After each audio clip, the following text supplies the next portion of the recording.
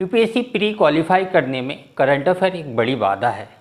और current affair इसलिए बाधा नहीं है कि स्टूडेंट पढ़ते नहीं हैं, बल्कि वो इसलिए बाधा है क्योंकि जो पढ़ा जा रहा है और जो पूछा जा रहा है उन दोनों के बीच में एक गैप है, एक अंतर है।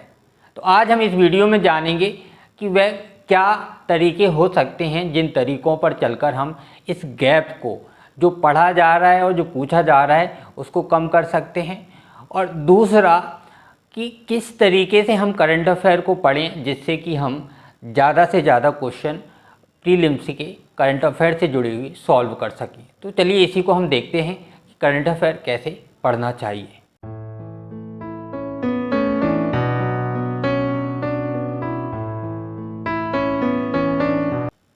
करंट अफेयर कैसे पढ़ा जाना चाहिए, इससे पहले हमको यह जानना ज़रूरी है कि करंट अफेयर कैसे पूछा जाता है। और यह जानने का सबसे अच्छा तरीका हमारे पास है प्रीवियस ईयर के क्वेश्चन पेपर, क्योंकि जैसे इंसान के विषय में कहा जाता है कि इंसान अपने अनुभवों से सीखता है, उसी तरीके से स्टूडेंट के लिए भी कहा जाना चाहिए कि स्टूडेंट जो है पुराने प्रश्न पत्रों से सीखता है। तो उन प्रश्न पत्रों को हमको बार बार पलटते रहना चाहिए, क्योंकि कई सारे जो पुराने अनुभव हैं, ज्ञान हैं, या जो पूछे जाते हैं जैसे प्रश्न, उनकी जानकारी हमको वहाँ से मिल जाती है, वो नेचर हमको पता चल जाता है। हम प्रीवियस ईयर के क्वेश्चन पेपर इसलिए नहीं उठाएंगे कि वहाँ हमको इम्पॉर्टेंट टॉपिक्स मिल जाएंगे। हमारा मुख्य फोकस होना चाहिए उस नेचर को जानना जो नेचर यूपीएससी प्रश्न पूछते समय रखता है या यूपीएससी के प्रश्नों में होते हैं। जैसे ये जो प्रश्न आपको दिखाई दे रहे हैं, तो इन प्रश्नों को देखकर एक उद्देश्य जो यूपीएससी का समझ में आता है, एक तो ये समझ में आता है कि यूपीएससी कहीं ना कहीं एक चैलेंज कर रहा हो स्टूडेंट को कि अच्छा आपने G20 कॉमन फ्रेमवर्क पढ़ा है तो फिर बताओ इसका उत्तर क्या है, या आपने वेव 3.0 पढ़ा है, जाना है उसके बारे में, तो आप बताइए इसका उत्तर क्या है। तो ये जो करंट अफेयर पूछा जा रहा है यूपीएससी में, उसमें बड़ी संख्या में से स्टूडेंट को हवा ही नहीं लगती कि ये क्या पूछा जा रहा है। और कुछ संख्या में, यानी काफ़ी संख्या ऐसे लोगों की जो जानते तो हैं कि ये पढ़ा हुआ है, 11th के बारे में पढ़ा हुआ है, WHO की वायु गुणवत्ता के विषय में पढ़ा हुआ है, या EP100 क्या है इसके विषय में सुना है, पढ़ा हुआ है, लेकिन जो क्वेश्चन में जो ऑप्शंस की डेप्थ है, उस डेप्थ तक पहुंचना थोड़ा मुश्किल लग रहा है या लगता है। तो अगर हमने ठीक से इस एग्ज़ाम में कैसे प्रश्न पूछे जाते हैं करंट अफेयर की उनको समझ लिया, तो फिर हम बेहतर तरीके से एक रणनीति बना सकते हैं, स्ट्रेटजी बना सकते हैं कि अब इन प्रश्नों को अगर सॉल्व करना है तो किस तरीके से पढ़ाई करनी चाहिए, किस तरीके से पढ़ा जाना चाहिए। तो दूसरी जो बात हमको इस विषय में जाननी है वो यही है कि हमको करंट अफेयर के लिए क्या पढ़ना चाहिए और कितना पढ़ना चाहिए।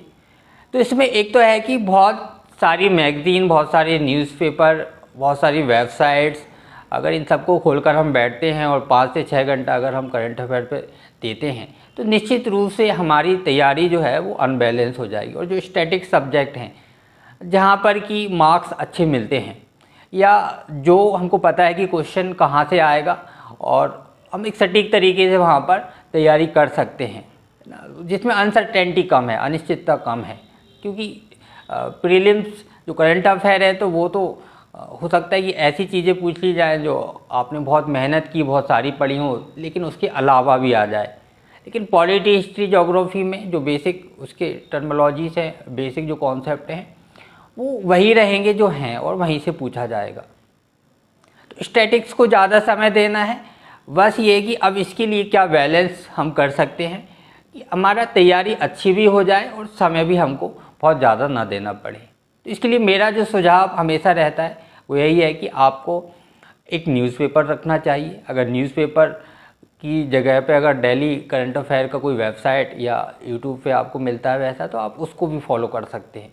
और उसमें कोई बुराई नहीं है कि वहाँ आपको जो निचोड़ है बहुत सारे पेपर्स का वो मिल जाता है। और क्योंकि एग्ज़ाम में आपके लिए जो आवश्यक है वो कोई अनुभवी व्यक्ति अगर उसको निकाल के आपको दे रहा है तो फिर आपको अलग से मेहनत करने की उसमें ज़रूरत नहीं है।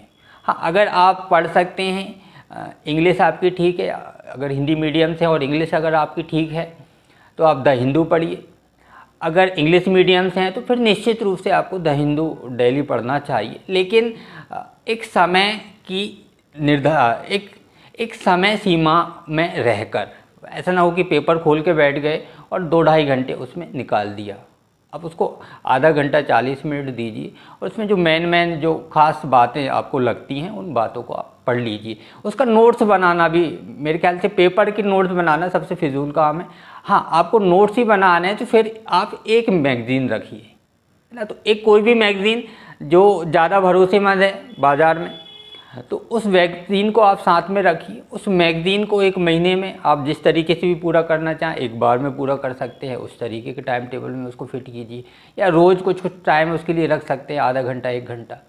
और उस मैगज़ीन का अगर 100 पेज का है तो आप उसको कम से कम 25 पेज का अपना एक नोट्स बनाइए, की पॉइंट्स निकालिए, कुछ माइंड मैप्स बनाइए, माइंड मैप्स निकालिए। इस तरीके से उसको कर सकते हैं।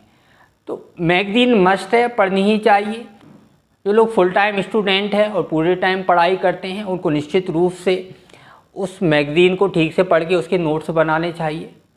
और ऐसे लोग जो जॉब के साथ तैयारी कर रहे हैं, उनके पास उतना समय नहीं है, तो वो ऐसा कर सकते हैं कि आप उसी को हाइलाइटेड का इस्तेमाल करके, और जो की पॉइंट्स हैं, मेन पॉइंट्स हैं, या तो उसको हाईलाइट कर दीजिए या उसकी वहीं किताब में कहीं पे उसको लिख दीजिए, साइड में कहीं लिख लीजिए।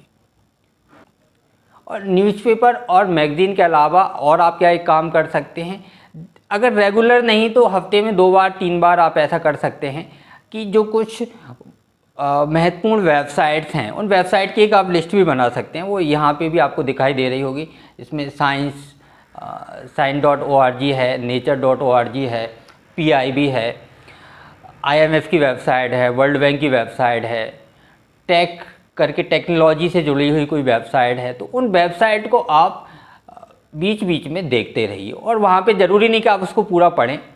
क्या वहाँ हेडिंग है, क्या किस तरीके के मुद्दों पे वहाँ पर बात चल रही है, किस तरीके के ब्लॉग लिखे जा रहे हैं, उनको देखते रहिए।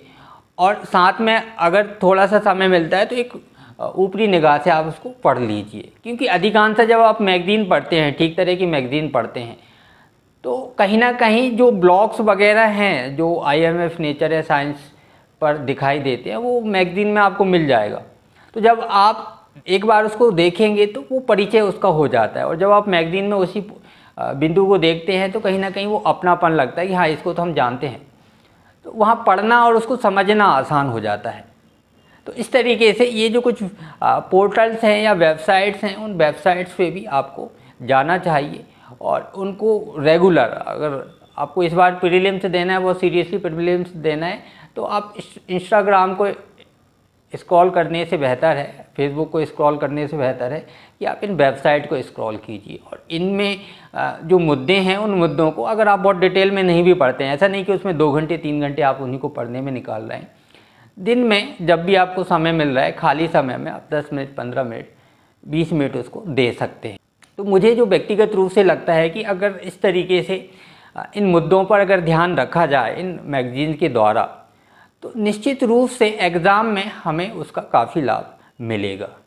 हमारा तीसरा बिंदु है कि करंट अफेयर को कैसे पढ़ें और उसमें क्या पढ़ें और क्या छोड़ें। तो जैसे हम अगर प्रश्नों का नेचर देखते हैं तो हमको एक बात तो समझ में आ जाती है कि UPSC तथ्यात्मक जानकारियों को अपने एग्ज़ाम में जगह नहीं देता है, खास करके प्रीलिम्स में। तो किसी भी तरह की तथ्यात्मक जानकारी, जैसे हम एक एग्जाम्पल लें कि अभी COP27 की सम्मेलन कॉन्फ्रेंस जो है वो होने वाली है मिस्र शर्म शेख में। तो COP27 की जो कॉन्फ्रेंस है वह कहाँ होगी, उसके अध्यक्ष कौन हैं, COP का गठन कब हुआ था, कब वो बना था, 27 है तो पहला कब हुआ था, इस तरीके की जानकारियाँ कभी भी UPSC नहीं पूछता। इस तरीके की जानकारियाँ, इस तरीके के तथ्यात्मक जानकारियाँ। हाँ, देखेंगे कि अगर हम अभी अगर COP से संबंधित चर्चाएं जो हैं तो वो IMF की वेबसाइट पे जाएंगे और वहाँ पे ब्लॉग देखेंगे, तो इस समय पे मीथेन एमिशन को लेकर, मीथेन के उत्सर्जन को लेकर एक ब्लॉग लिखा गया है जो 2 नवंबर में आया था, और उस पर मुख्य रूप से चर्चा की गई है कि लेकिन क्लाइमेट चेंज को सबसे ज़्यादा प्रभावित करने वाली गैस मीथेन है। तो जब हम COP27 को पढ़ना है तो हमको सबसे ज़्यादा कौन सी है, सबसे ज़्यादा प्रभावित करने वाली गैस कौन सी है, उस लिस्ट को जान सकते हैं। यहाँ पर हम मीथेन कहाँ से निकलती है, कौन कौन सी चीज़ें जो हैं वो सबसे ज़्यादा मीथेन उत्सर्जन करती हैं, उन चीज़ों को देख सकते हैं। मीथेन जो है उसका और कोई उपयोग है क्या, और किसी तरीके से अलग तरीके से उसका उपयोग किया जाता है, तो उन उपयोगों की बात कर सकते हैं। फिर हम देखेंगे COP27 के साथ साथ क्योटो प्रोटोकॉल CMP 17 और पेरिस समझौता CMA 4, इन दो मुद्दों पर भी इसको रखा गया है कि इन दो बातों पर भी ध्यान रखा जाएगा। तो ये CMP 17 या CMA 4 ये क्या है, पेरिस समझौता क्या है, पेरिस समझौते के क्या क्या बिंदु रहे हैं, क्योटो प्रोटोकॉल के तो काफ़ी फेमस रहा ही है, उसमें अभी तक और क्या क्या निकल के आए हैं। फिर क्लाइमेट चेंज से संबंधित कौन कौन सी नई टेक्नोलॉजियाँ आजकल डेवलप्ड हो रही हैं जो कि कार्बन उत्सर्जन को कम करने में सहायता कर रही हैं, उस तकनीक की बात हम कर सकते हैं। तो इस तरीके से एक मुद्दा और एक मुद्दे पर एक्सपर्टीज करना, ठीक है। तो जब भी हम किसी भी करंट अफेयर के मुद्दे को छुएं तो उसको हमको इस भाव के साथ कि अब मुझे इसका एक्सपर्ट बनना है ना, एक्सपर्ट बनना है, समय को ध्यान में रखें। ऐसे नहीं एक्सपर्ट बनने के लिए महीने भर तक उस पर रिसर्च करते रहे। एक्सपर्ट बनने से मतलब है कि उसके जो बिंदु, उसके क्या क्या आसपास के भी पॉइंट हो सकते हैं, कौन सी संस्थाएं हैं क्लाइमेट चेंज से, भारत में क्लाइमेट चेंज के लिए क्या प्रयोग किए जा रहे हैं, क्या नए इनोवेशंस किए जा रहे हैं, क्या नई टेक्नोलॉजी डेवलप की जा रही हैं। तो उन सारे पॉइंट्स को, जितने पॉइंट्स प्रभावित कर सकते हैं उस मुद्दे को, क्योंकि ये मुद्दा बड़ा है, पूरी दुनिया को प्रभावित कर रहा है और अंत में पूरी दुनिया को प्रभावित करेगा, तो वो कहीं ना कहीं उसका प्रभाव हमारे ऊपर भी आएगा। तो जब भी हम करेंट अफेयर पढ़ें तो उसको, उसके एक बिंदु को लेकर उसके आसपास के जितने भी पॉइंट्स हो सकते हैं, बिंदु हो सकते हैं, अगर हम ठीक से उसको पकड़ लेते हैं, छू ले लेते हैं, क्योंकि आप कायदे से अगर पिछले 3 साल के प्रश्न पत्र देखोगे तो उसमें यही पाओगे कि कोई मुद्दा कुछ और चल रहा था, पूछा कुछ और गया है, लेकिन दोनों के बीच में कुछ ना कुछ जुड़ाव जरूर है। इसी तरीके से जब हम नोबेल प्राइज़ पढ़ते हैं तो नोबेल प्राइज़ में हम देखेंगे कि चिकित्सा का जो नोबेल है वो स्वांते पावो को मिला है और उन्होंने जीनोम और मानव विकास पर कुछ रिसर्च किए हैं। तो जीनोम और मानव विकास से संबंधित और कौन कौन से मुद्दे हो सकते हैं, जीनोम में जीन एडिटिंग या जीनोम सीक्वेंसिंग से संबंधित क्या क्या बातें हैं, क्या क्या रिसर्च हो रही हैं, कौन कौन सी संस्थाएं हैं जो इस तरीके के कार्य कर रही हैं, डीएनए से संबंधित जो सारा बेसिक हो सकता है हम उसको ठीक से समझ लें, मानव विकास में होमिनिन निएंडरथाल, होमोसेपियंस, इन सब के बीच में क्या संबंध रहा है उसको ठीक से समझ लें। तो जब भी हम कोई मुद्दा पकड़ते हैं, जब भी हम कोई करंट का विषय उठाते हैं, उसको पढ़ते हैं, तो उसके आसपास के जो सब टॉपिक्स हैं उनसे हमें परिचित होना ज़रूरी है। और जब हम इस तरीके की दृष्टि के साथ, इस तरीके के नज़रिए के साथ संपूर्णता में हम किसी एक विषय को, मुद्दे को देखते हैं तो निश्चित रूप से वह बेहतर रिजल्ट ला सकता है। यानी हमको जो करंट अफेयर के क्वेश्चन यूपीएससी पूछ रहा है उसके उत्तर देने में काफ़ी हेल्प कर सकता है। तो सामान्यतः यूपीएससी इसको जनरल अवेयरनेस कहता है, सामान्य जागरूकता कहता है, लेकिन जो प्रश्न हम देखते हैं यूपीएससी पूछता है वो कहीं से भी सामान्य जागरूकता नहीं है, वह विशेष जागरूकता की मांग करता है। एक तरीके से वह कहना चाह रहे हैं कि जैसे जानवर और इंसान को अलग करती है बुद्धि, वैसे ही सामान्य इंसान को और आईएएस को जो अलग करता है, सामान्य इंसान के पास सामान्य समझ होती है, सामान्य ज्ञान होता है, और एक आईएएस के पास विशेष ज्ञान होता है या विशेष ज्ञान होना चाहिए।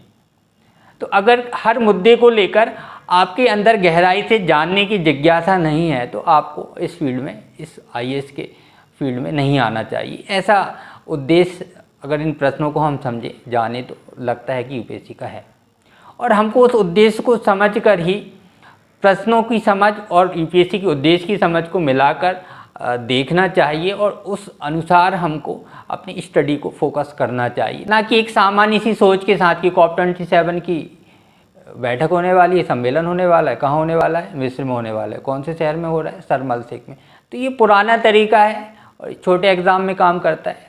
यूपीएससी में इस तरह की मानसिकता को हमको बदलना चाहिए और छोड़ देना चाहिए। ऐसे पॉइंट्स को याद ही नहीं करना चाहिए, वो याद खुद ही हो जाएगा अगर आप याद करना छोड़ ही देंगे, पढ़ना ही छोड़ देंगे। तो आपको मुख्य रूप से कॉन्फ्रेंस में क्या बिंदु हैं, इसी तरीके से नोबेल में इसी तरीके से चाहे वो डीएनए से संबंधित नई रिसर्च हो, चाहे वेब से संबंधित नई रिसर्च हो, चाहे वो टेक्नोलॉजी या हम कह सकते हैं कि कंप्यूटर लैंग्वेज से रिलेटेड कुछ नई चीज़ें आ रही हों, तो उन पे नज़र बनाए रखना। जैसे जो कुछ वेबसाइट का हमने जिक्र किया है, उनके माध्यम से नज़र बनाए रखना और उनको डिटेल में जानना। तो ज्ञान चारों तरफ इतना फैला हुआ है कि अब आपको डेटा की कमी नहीं है, आपको जानकारियों की कमी नहीं है। हाँ, जानकारियों को व्यवस्थित तरीके से पढ़ने की और किस तरीके से उसकी एक व्यवस्थित अंडरस्टैंडिंग हो, और केवल उसी की ना हो, उसके आसपास के सारे मुद्दों की व्यवस्थित अंडरस्टैंडिंग हो, उसको समझना बहुत ज़रूरी है। तो अगर इस नज़रिए को लेकर आप तैयारी करते हैं, इस तरीके से करंट अफेयर को पढ़ते हैं, तो निश्चित रूप से वो आपकी मदद करेगा, आपको जो भी प्रश्न पूछे जाते हैं यूपीएससी उनमें। तो उम्मीद है कि ये सब बातें, ये सब चर्चा आपको कुछ हेल्प करेगी आपकी तैयारी में, आपके करंट अफेयर में। आज के लिए इतना ही। इस वीडियो को पूरा देखने के लिए बहुत बहुत धन्यवाद।